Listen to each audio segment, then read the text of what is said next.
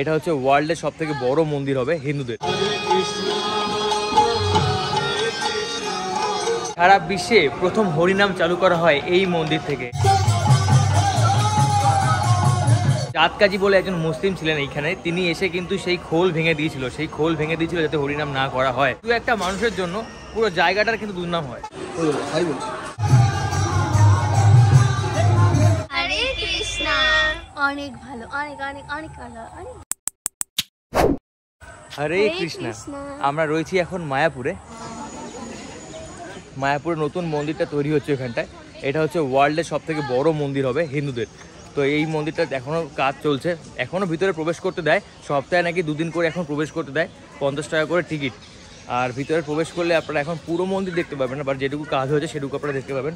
তো যারা আসবেন অবশ্যই ঘুরে দেখতে পারেন। সকালে একবার দেয় আর একবার বিকালে ঢুকতে দেয়। আপনারা মায়াপুরে যখনই আসবেন না কেন, আপনাদের প্রথম করণীয় থাকবে এসে কিন্তু ফার্স্টে আপনারা রুম বুক করে নেবেন। তারপরে কিন্তু আপনারা এখানে খালি পায়ে ঘুরে ঘুরে দেখতে পারেন পুরো মায়াপুরটুকু। জুতো পরেও আসতে পারেন, জুতো পরে আসতে এইসব জায়গায় জুতো রাখার জন্য জায়গা থাকে, সেখানে জুতো রেখে আপনারা কিন্তু মন্দিরের ভিতরে প্রবেশ করতে পারেন। আমি এখন যে জায়গাটা দাঁড়িয়েছি, এই যে পিছনে দেখতে পাচ্ছেন, এটা হচ্ছে প্রভুপাদের সমাধিস্থল। এখান থেকে মায়াপুরের দৃশ্যটা কেমন লাগছে? অপূর্ব, অসাধারণ, কোনো শব্দে প্রকাশ করা যায় না, এত সুন্দর। এই যে দেখতে পাচ্ছেন প্রভুপাদের সমাধি। আপনারা যদি কেউ এখানে আসেন, এখানে প্রবেশ করতে পারবেন, টাইম টু টাইম থাকে। কিন্তু এখানে প্রবেশ করলে যদি উপরে আপনারা যেতে চান তাহলে কিন্তু টিকিট লাগে। উপরে একটা মিউজিয়াম মতো করে রাখা আছে, অখণ্ড হরিনাম সংকীর্তন। প্রভুপাদ সে এখানেই ছিলেন, এই ছোট্ট কুটিরটা ফার্স্ট সে বানিয়েছিল। তোমার তো একটা স্বপ্ন ছিল যে মায়াপুরে আসবে, তো এখানে মায়াপুরে এসে তোমার কেমন লাগছে? অনেক অনেক ভালো। হিমা ওরা থাকে হচ্ছে আন্দামানে, তোরা আন্দামান থেকে ঘুরতে এসছে। হিমা তুই তো বাংলাদেশেও গেছিলিস, বাংলাদেশও দেখলি, ইন্ডিয়া তো মানে আমাদের এই কলকাতাতেও আসলি, তো তোর কেমন লাগলো? বাংলাদেশে কেমন লাগলো, কলকাতা কেমন লাগলো? কলকাতায় বেশিটাই ভালো লাগছে। কেন? এখানে কলকাতায় অনেক ভালো ভালো জায়গা আছে ঘোরা। এখানে আবার খাবারকে বলা হয় প্রসাদ। তারা কুপন কেটেছে, গেট থেকে কুপন কেটে এসে এখানে চলে এসেছে। তো সেই প্রসাদের ভিড় হচ্ছে এখানটায়। আমরা মায়াপুরে এসে যেখানে থেকেছি, এটা হচ্ছে সেই নিত্যানন্দ কুটির। খুব সুন্দর সাজানো, চারিদিকে ফুল গাছ দিয়ে পুরো একদম ভর্তি করা। আপনারা চাইলে এখানে থাকতে পারেন 200 টাকার বিনিময়ে। কিন্তু যদি আপনারা সব থেকে চিপেস্ট জায়গায় থাকতে চান এই মায়াপুরে এসে, মায়াপুরের ভিতরে, তাহলে আমাদের পিছনে যে দেখতে পাচ্ছেন বেড়ার চাচের ঘরগুলো, এখানে কিন্তু আপনারা থাকতে পারেন। এখানে কিন্তু 100 টাকা করে আপনারা থাকতে পারেন। এখানে যত বিদেশিরা আসে তাদের ভিতরে সব থেকে বেশি আসে রাশিয়া থেকে, এছাড়াও কিন্তু ইউরোপ কান্ট্রি থেকে অনেক বিদেশিরা এখানে আসেন। আমরা এখন একটু হেঁটে হেঁটে এই মায়াপুর চত্বরটা ঘুরবো, আর আপনাদের ঘুরিয়ে দেখাবো। চলুন আমরা ঘুরতে থাকি, আপনাদের দেখাতে থাকি এই মায়াপুর। আমরা এখন এই গরুর গাড়িতে চাপবো, গরুর গাড়িতে চেপে এখান থেকে গোশালা পর্যন্ত যাবো। এইখান থেকে গোশালা পর্যন্ত এই গরুর গাড়িতে 10 টাকা করে মাথা পিছু। শরৎকালে যদি কেউ এখানে আসেন না মায়াপুরে, এখানে কিন্তু প্রচুর পরিমাণে কাশফুল দেখতে পাবেন। তো আমরা ফাইনালি চলে এসেছি সেই গোশালাতে।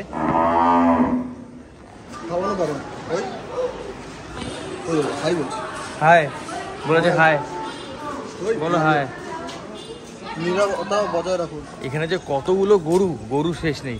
আপনারা কিন্তু এই গোশালা ঘুরতে সেখান থেকে মালপোয়া খেতে পারেন। এখানে খালি মালপোয়া না, আরো অনেক রকম আইটেমস আছে, খেতে পারেন আপনারা, বেশ সুস্বাদু। কিন্তু আমরা গোশালা থেকে বেরিয়ে আস্তে আস্তে হাঁটতে হাঁটতে এখান থেকে বাইরে বেরোবো। যদি যাই বাইরের দিকে, এখানে আসলে আপনাদের অনেক ভালো লাগবে। এখানে শুধু হিন্দু বা খ্রিস্টান বলে বা মুসলিম বলে কথা নয়, এখানে কিন্তু আপনারা যে কেউ আসতে পারেন।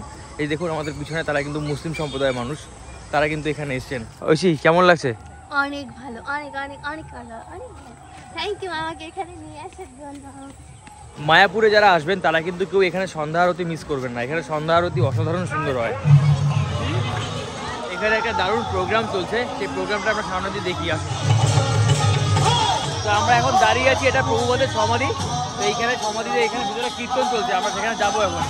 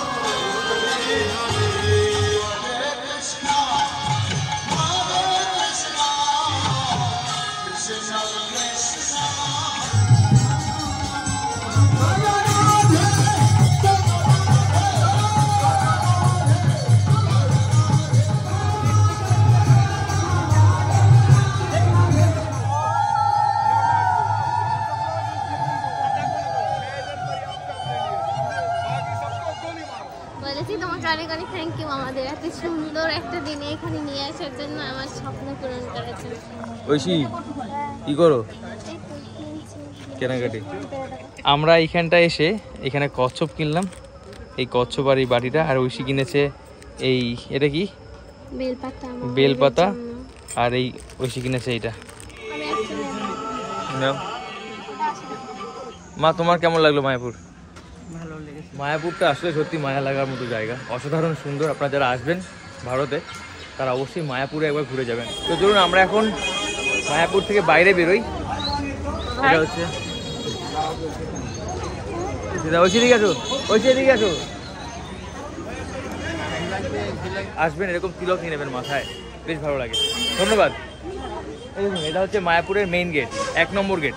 এরকম অনেকগুলো গেট আছে, এটা হচ্ছে 1 নম্বর গেট। ঐশী তুমি তো তিলকের আগে অনেকবার পড়েছো তাই না? কেমন লাগে তিলক পড়তে? ভালো লাগে?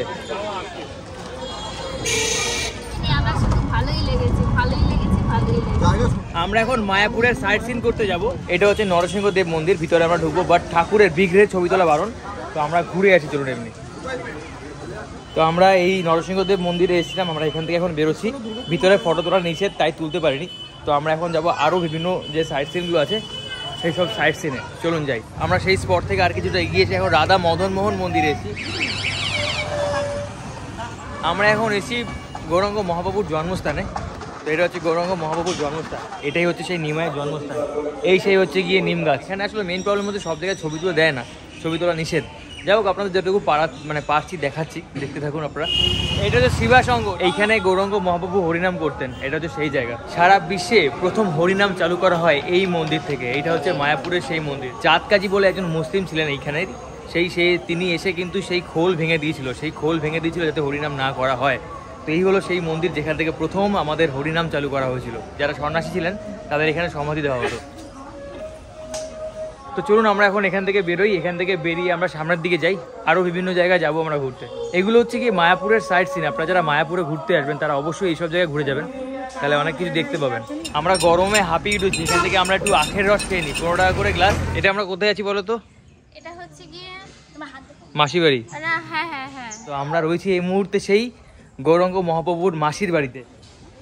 এই দেখুন সেই ধানের গোলা, এই সেই ধানের গোলাগুলো, বহু প্রাচীন জিনিস এগুলো না, অনেক পুরনো। এর ভিতরে ধান রাখা হতো, এখনো মনে রাখে। ঐশী কেমন লাগছে? অনেক ভালো লাগছে, জায়গাটা তো ঠান্ডা না।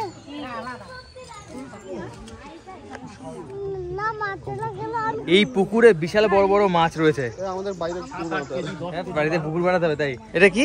এটা গিরি গোবর্ধন। তুলসী দিবেন না? তুলসী 10 টাকা। কেন আপনি বললেন মালা তুলসী? মালা তুলসী দিয়ে পরিক্রমা করতে। এইখান দিয়ে একটু নিয়ে যাও। এই যে দেখতে পাচ্ছেন, এইটা পরিক্রমা করা মানে নাকি বৃন্দাবন পরিক্রমা করা।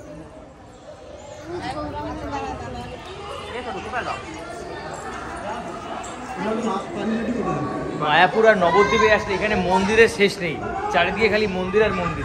এখানে পুরো একদম গোলাপ ফুলের চাষ হয়েছে, দারুণ দারুণ, পুরো একদম গোলাপ ফুলের বাগান। এখানে কি আছে ওরকম? ব্রহ্ম বিষ্ণু মহেশ্বর, বিষ্ণু যুগে যুগে অবতার হয় ধর্ম রক্ষার জন্য আর পৃথিবীকে রক্ষা করার জন্য। এটা হলো ফার্স্ট অবতার।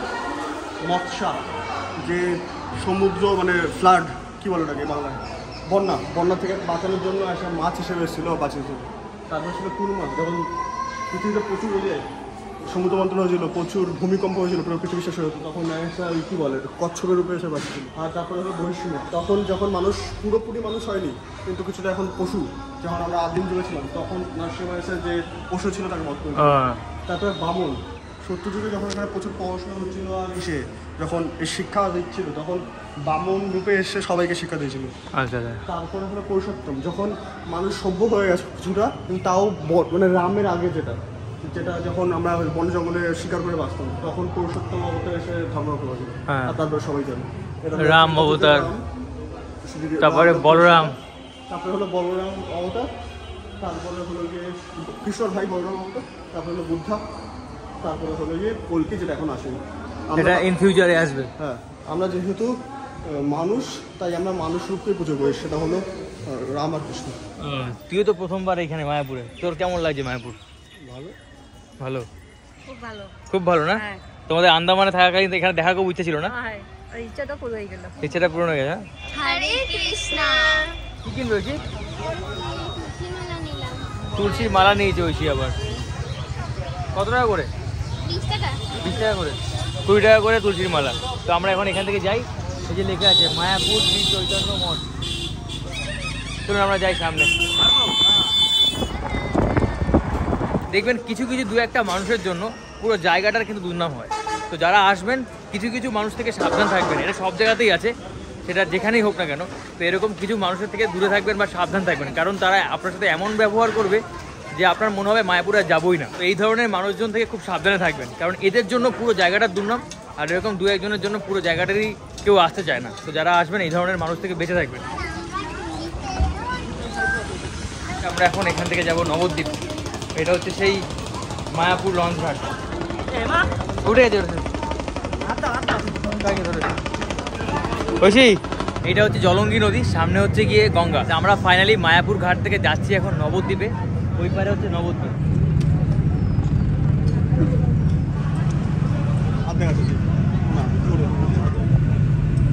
এই যে আমরা এখন গঙ্গায় প্রবেশ করলাম।